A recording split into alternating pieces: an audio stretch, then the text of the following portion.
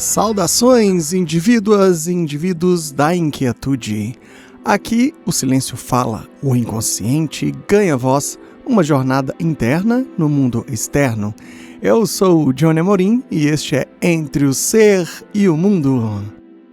No episódio anterior falamos de Senhor dos Anéis sob a lente do Carl Gustav Jung, o psicanalista. E hoje vamos falar sobre a visão da filosofia de Jean-Paul Sartre. E ao final vamos fazer um bate-bola aí entre os dois, chegaremos às nossas conclusões e ver o quão isso pode ajudar na nossa vida. Isto posto, agora vamos ao episódio de hoje.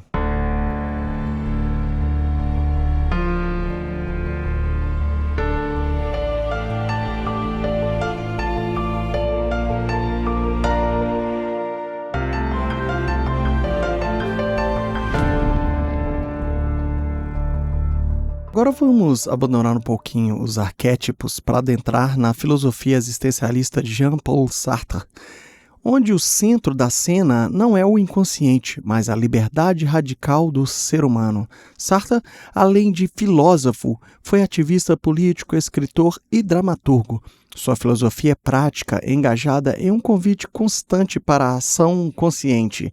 Essa perspectiva influencia como podemos ler O Senhor dos Anéis, assistir o filme, claro, não apenas como uma fantasia épica, mas como um convite para refletir nossas escolhas, nosso poder de criação e destruição do sentido da vida. Jean-Paul Sartre, um dos maiores e mais influentes filósofos do século XX, revolucionou a maneira como pensamos a existência humana. Para ele, o conceito central é a liberdade radical. Diferentemente de doutrinas que sugerem que o ser humano nasce com uma essência pré-definida, uma natureza fixa ou uma missão inevitável. Sartre afirma com veemência a existência precede a essência. Isso quer dizer que primeiro existimos, estamos aqui no mundo, e só depois é que definimos quem somos por meio das nossas escolhas. Somos um projeto aberto, inacabado. Não existe uma alma ou um destino fixo que nos guie. Nossa liberdade é absoluta e inescapável. No universo de Tolkien, personagens como Aragorn e Frodo são exemplos vivos dessa luta sartriana entre a liberdade e a responsabilidade. Aragorn não nasce rei, não tem um trono garantido. Ele é o herdeiro legítimo, sim, mas poderia muito bem ter rejeitado este papel. Escolher aceitar o destino e se tornar rei é uma decisão consciente, uma afirmação de liberdade. Não há nenhuma essência que determine que ele deva ser rei. Ele o é porque escolhe ser. Já Frodo, que carrega o fardo do Um Anel, vive uma angústia constante. Ele sabe que pode se sucumbir à tentação do poder e da corrupção, mas mesmo assim escolhe continuar a missão. A travessia de Frodo é um paradigma da liberdade existencial em ação. Seguir apesar do medo, da dor e do risco, com a consciência plena da própria responsabilidade. Vamos pensar aqui um pouco juntos, então. O Frodo, ele não pediu para ser o portador do anel, mas quando aceita essa missão, ele abraça uma responsabilidade gigantesca. E aqui não tem volta, como diria Sartre, em O Ser e o Nada. O homem está condenado a ser livre. Isso é mais uma afirmação forte, né? O Sartre é cheio de frases de impacto, né? Então, o homem está condenado a ser livre. Essa é a essência, né? A liberdade não é uma escolha, é um fato. Pensa naquela cena emblemática, que até citamos aqui, mas agora vamos colocar a lente de Sartre nela. Frodo decide partir, mesmo sabendo que, olha só, não há nenhuma garantia de sucesso. E aí que mora o coração do existencialismo, agir mesmo sem garantias, só com a consciência do dever. Agora Gandalf, quando Frodo oferece o anel, o que ele diz? Não me tente. Essa recusa é poderosa, ele evita cair na famosa má-fé de Sartre, aquela tentativa de fugir da própria liberdade, de se esconder atrás de papéis, de desculpas. Sartre já dizia, somos livres e nada, nem Deus pode tirar-nos essa liberdade. Então somos livres e nada nem Deus pode tirar-nos essa liberdade. E o Gandalf então escolhe ser o guia e não o herói ou o tentado. E isso é mais um exemplo de uma decisão autêntica. Temos outros personagens que representam escolhas autênticas, que Sartre consideraria exemplos da existência autêntica. Sam é a personificação da fidelidade e do compromisso ético. Mesmo diante do perigo, ele escolhe estar ao lado de Frodo, não por obrigação, mas porque assim deseja. Isso é a liberdade em ação, a criação do sentido próprio da vida por meio de escolhas conscientes. Então o que ele fez? Olha, vou repetir. Isso é a libertação em ação, a criação do sentimento da própria vida por meio de escolhas conscientes.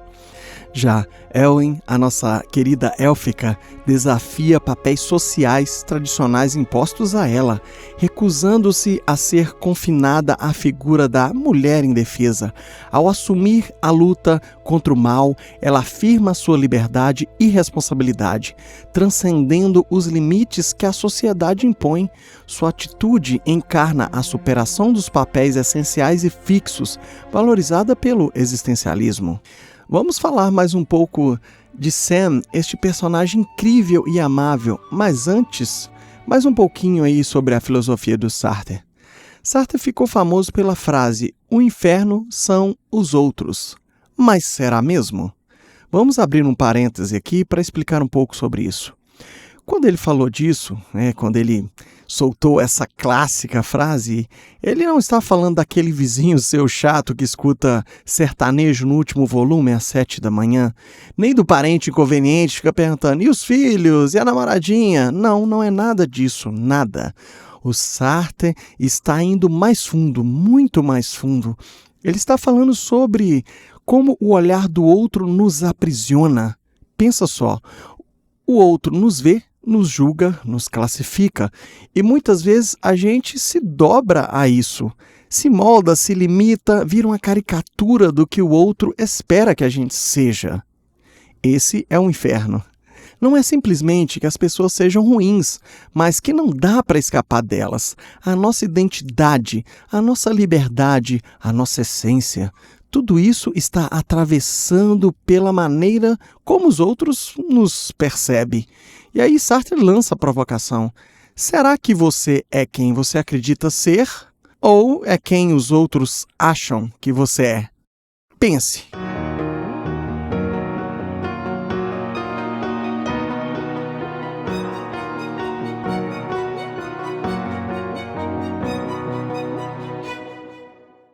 Esse é o jogo, o drama, a prisão existencial.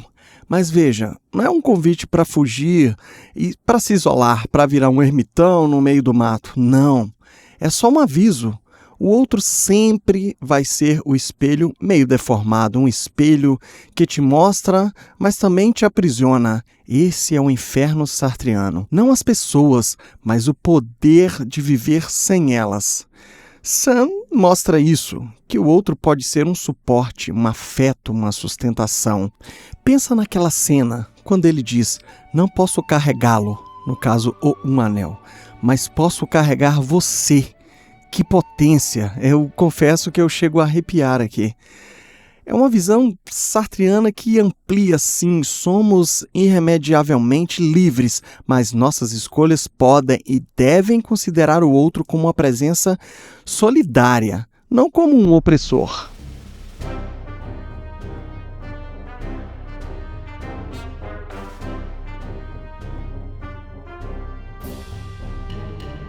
Agora, Gollum, ele é o retrato da fuga da responsabilidade, preso ao passado, ao desejo do anel, incapaz de escolher outra vida.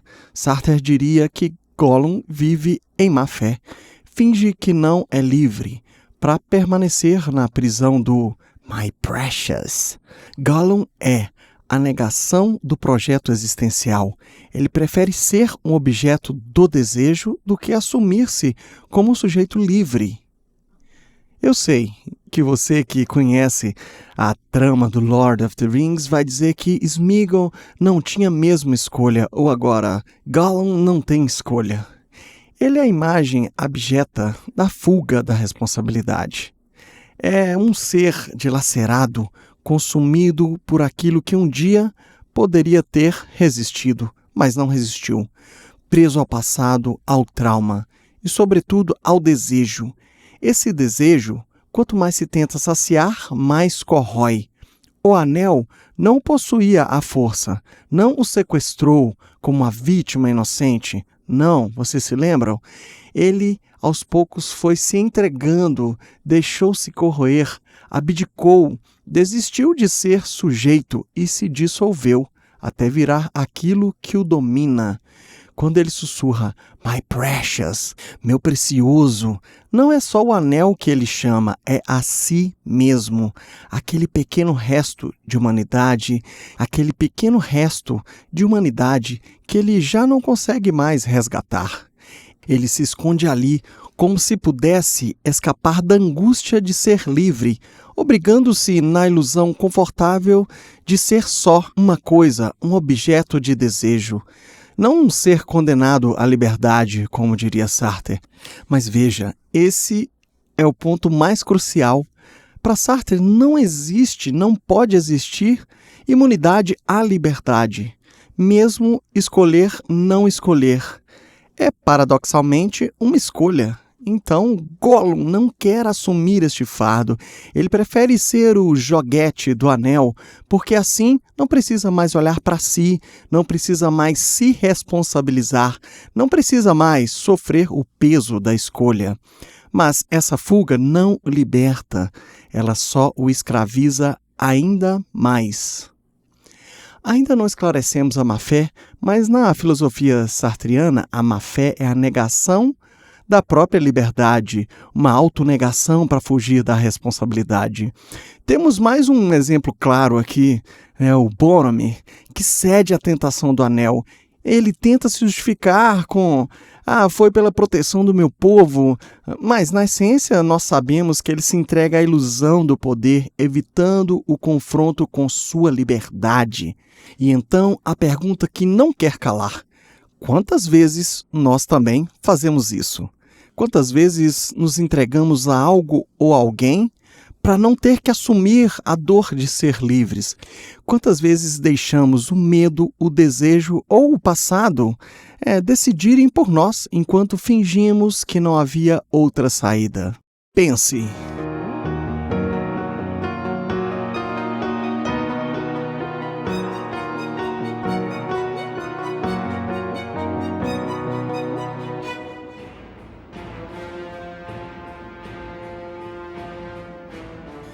E por fim, um anel. Para Sartre, a liberdade é um fardo.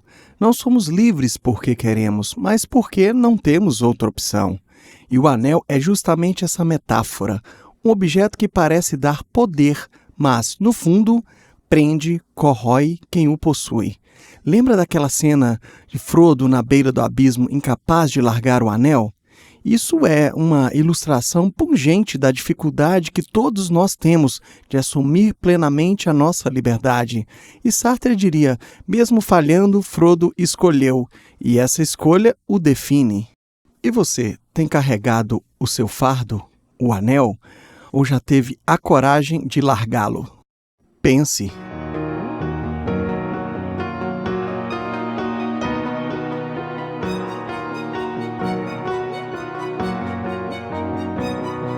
Então, quando a gente compara as visões de Jung e Sartre sobre a travessia pela Terra-média, a coisa fica realmente instigante. Porque para Jung, a natureza humana é essa psique complexa composta por arquétipos inconscientes, aquelas imagens e padrões simbólicos que moldam nosso comportamento e experiências, mesmo que a gente não perceba. Já para Sartre, ele encara a natureza humana como uma liberdade radical, sem essência prévia. Nós nascemos sem um manual e, a partir daí, somos responsáveis por criar quem somos através das escolhas que fazemos. Ou um anel, para Jung, representa a sombra coletiva, aquela parte reprimida, oculta da psique que precisa ser integrada para que o indivíduo se torne inteiro. Já para Sartre, o anel é um fardo existencial, uma responsabilidade que pode ser assumida ou recusada, mas que jamais pode ser ignorada. O Frodo junguiano é um herói da individuação, aquele que encara o seu processo de integração das partes internas, incluindo a sombra. Você vê que o Frodo, no final, ele é outra pessoa, ele é o herói que se transforma. No existencialismo de Sartre, Frodo é um homem condenado à liberdade, aquele que não pode fugir da angústia de fazer escolhas, mesmo sem garantias de sucesso. Gollum, para Jung, é a sombra necessária, o lado obscuro que precisa ser reconhecido para ver o equilíbrio.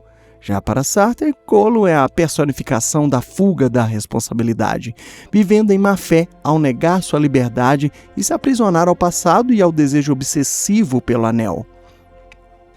Sam é uma figura querida por todos, representa para Jung o companheiro, o facilitador, aquele que apoia o processo da individuação. Sartre, por sua vez, mostra em Sam o outro, que é suporte, não o inferno, quebrando a ideia de que o outro necessariamente nos aprisiona. Esse conceito é importante a gente ter em mente para quebrar aquele conceito equivocado que foi dado a essa frase.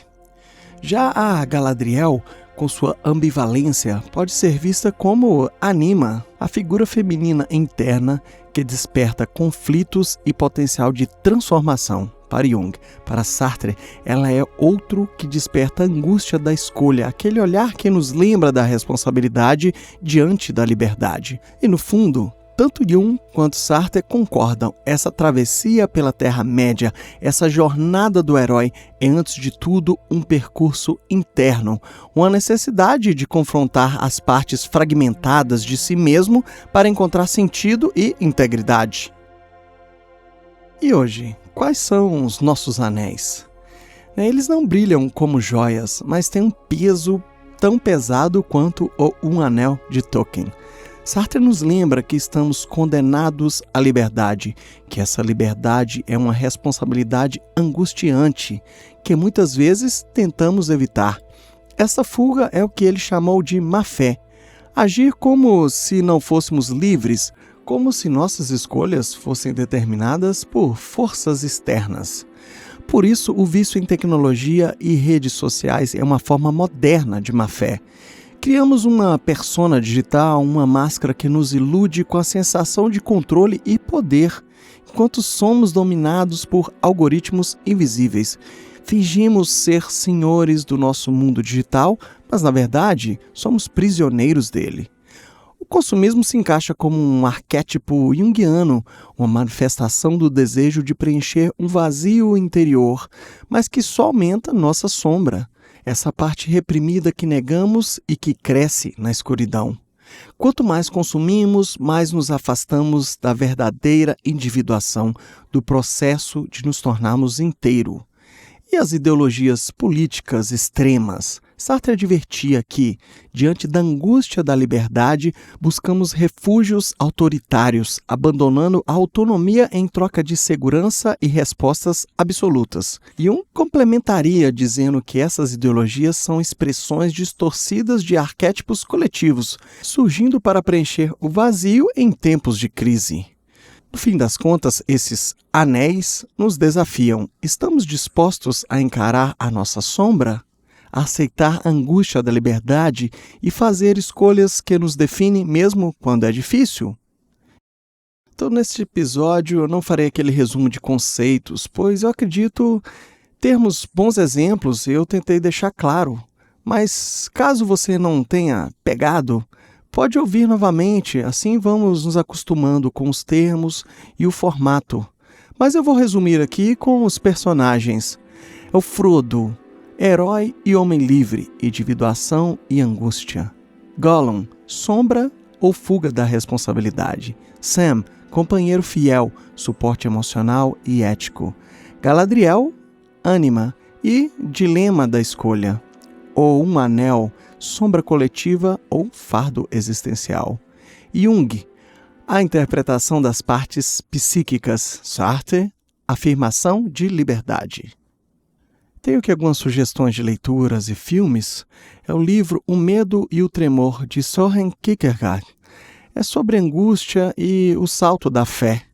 Tem também o Mito do Herói, de Joseph Campbell, uma análise da jornada do herói. Eu quase coloquei esse autor aqui também junto com a nossa análise, mas eu vi que estava ficando extenso, pode ser que fique para uma próxima. E O Estrangeiro, de Albert Camus, existencialismo e absurdo. Tem filmes também aqui, Inception, que é de 2010, simbolismo e a camada do inconsciente. Tem Her, né, que essas relações autênticas e tecnologia, que hoje está muito aí na moda, com as inteligências artificiais, né, as pessoas estão ali trocando o contato humano pelo bate-papo com o chatbot. E, obviamente, a trilogia do Senhor dos Anéis. Eu já assisti 4 vezes e uma vez foi a versão estendida, que eu indico muito. E para mim valeu muito a pena. Eu gosto muito do mundo de Tolkien e é uma experiência inesquecível. O Senhor dos Anéis nos revela que, por trás de toda grande jornada, há sempre uma batalha silenciosa e interior, que seja integrar a sombra ou fugir da liberdade. Ao juntarmos Tolkien, Jung e Sartre, não estamos apenas fazendo um exercício intelectual. Estamos mapeando a profunda complexidade do ser humano, indicando caminhos para quem quer viver com mais sentido, autenticidade e coragem. E você, caminhante da existência, está pronto para lançar o anel ao fogo? Ou ainda hesita, temendo o que será de si sem este peso familiar? E lembre-se, entre o ser e o mundo sempre haverá espaço para pensar, questionar e se transformar. Até o próximo episódio, pessoal!